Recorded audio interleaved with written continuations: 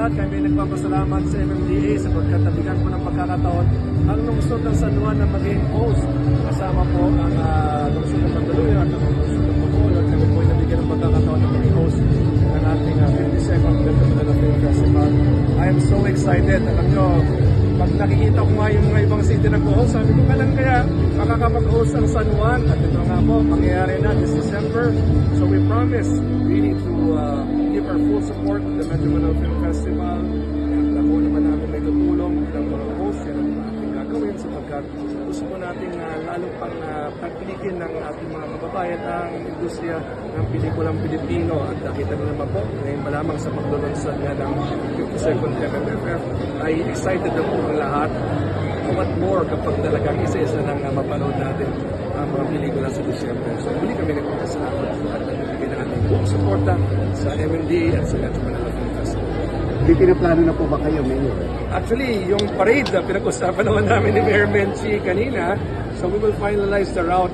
It will start in Mandaluyong and end in Pinaglabanan Shrine sa San Juan. So, pag-usapan namin ni Chairman how to make this year's parade really exciting.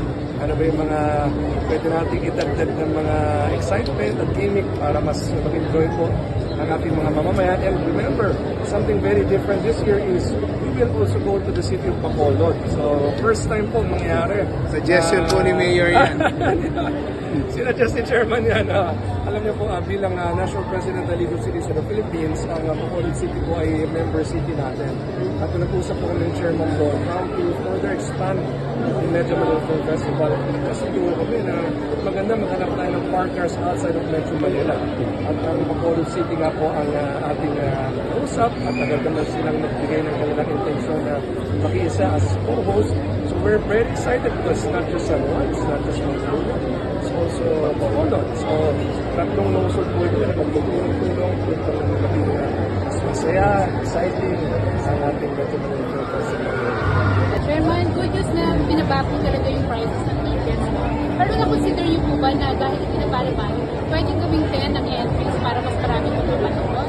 Hindi po kasi kahit mababa yung ticket price, nahihirapan po kami, to be honest with you, yung placement po na movies.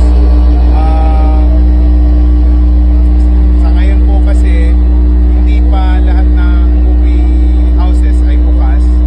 So, marami pa rin po. Before pandemic kasi, nasa 1,000 plus po yung cinemas. Ngayon po, nasa 800 plus pa lang. So, nahihirapan po kami i-distribute yung mga pelikula para mabigyan sila ng equal chances sa pagpapalabas.